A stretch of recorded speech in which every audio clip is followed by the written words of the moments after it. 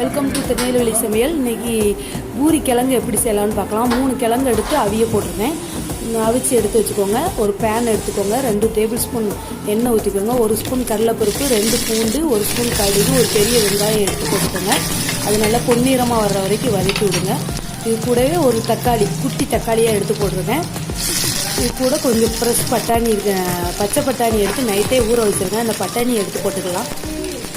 இதை நல்லா வதக்கி விடுங்க.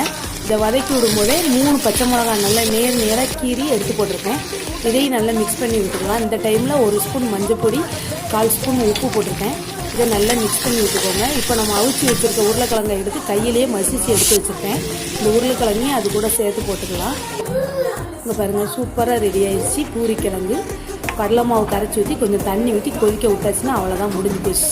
இதே மாதிரி நீங்களும் ரெடி பண்ணுங்கள். திருநெல்வேலி சமையலுக்கு லைக் பண்ணுங்கள், ஷேர் பண்ணுங்கள், சப்ஸ்கிரைப் பண்ணுங்கள். தேங்க்யூ.